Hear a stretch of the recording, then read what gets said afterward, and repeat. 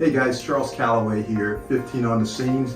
As you guys know, financial advisors, small business owners and their employees, and I absolutely love to listen to, learn new stories of what's going on in the community. I love talking to small business owners. I think they are the heroes of the community, the small business owners.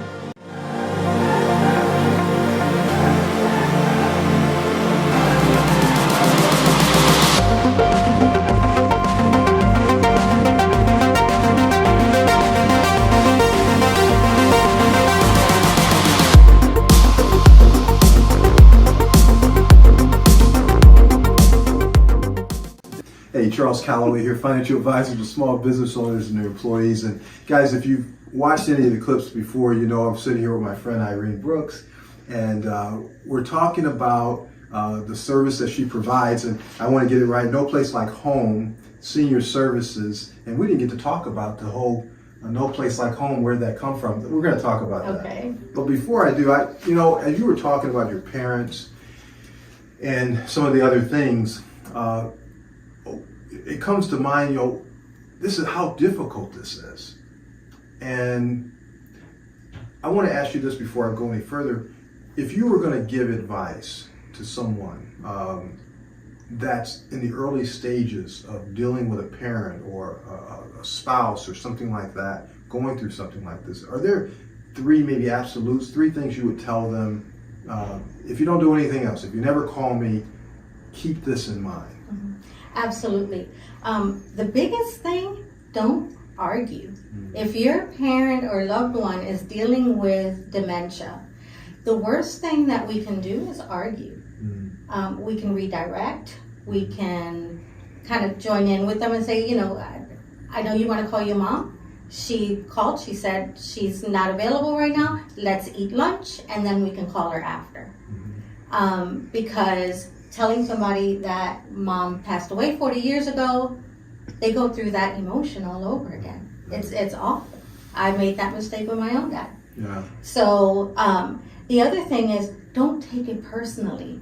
Goodness, this person may go through these personality changes. They may look at you and think you're somebody else. Okay. They may, I remember my dad introducing himself to my son. And you can't take it personally. Okay. It hurt his feelings. I had to explain it's not you. It's his brain. Sometimes he'll say things that are pretty harsh. Uh-huh. Don't take it personally. It's an illness. And the other thing is remembering that it is a brain disease. It's not mental illness. Mm-hmm. It's not that they're trying to get back to you. They're not trying to get you mad. Mm-hmm. Their brain is literally not making the connections mm-hmm. that it needs to in order to function properly. Wow. You bring back a memory of I want to say about a month and a half ago, I'm in a client's home.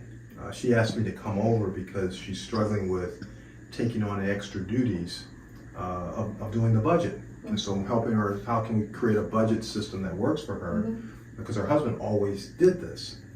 And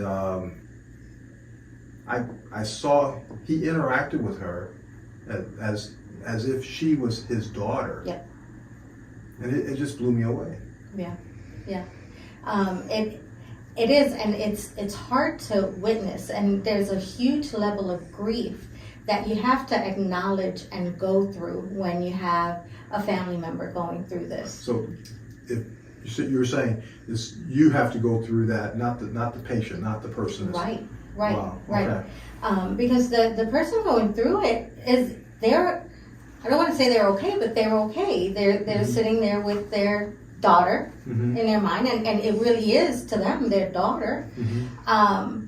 It's you. It's our emotions and our sadness. Watching the person that you love and know as a certain type of person literally fade away in front of you. Mm. They're still here, but they're not. Mm-hmm. There's something that unless you've gone through that, you don't understand it. Right. It just doesn't make any sense. Mm-hmm.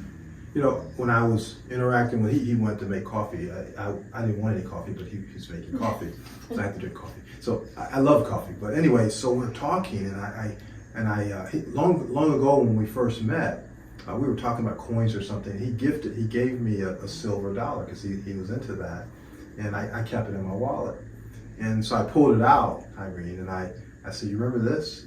And he said, "Yeah," but something in his eyes told me he didn't remember this, that he'd given this to me.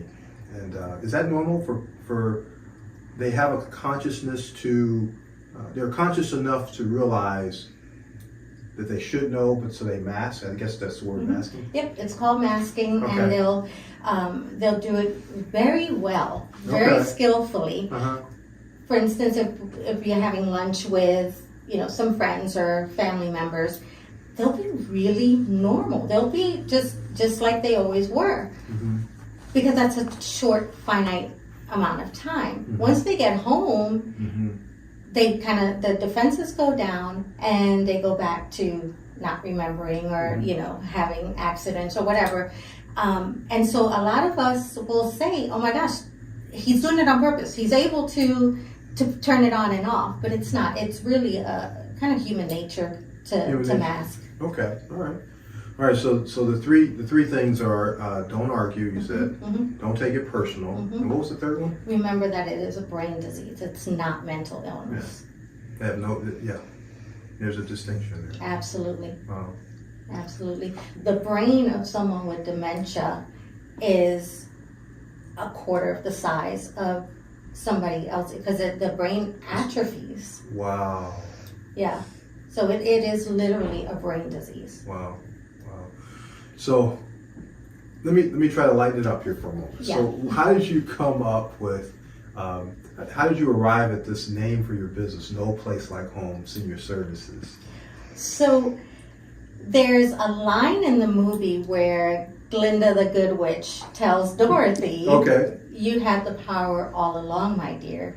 Right, I remember that. And it was pivotal for me personally, because when you're going from working the safety net of working for somebody else to being on your own, well, I have the power in me. Some days I don't always feel like I have the power, but I know that I have to sign up and to remind me. But also it extends to my clients. A lot of times they'll call and they feel powerless. But you do have the power. Sometimes you may need a little bit of support or guidance, but you do have the power. We can get through this.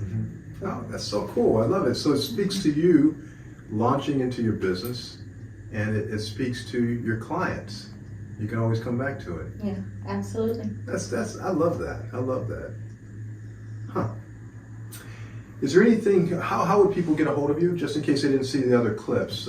Give them a way of getting a hold of you, and maybe, just how can they get a hold of you? Okay. They can go on my website at www.noplacelikehomενc, like North Carolina.com, or they can call my office, 919-762-0035.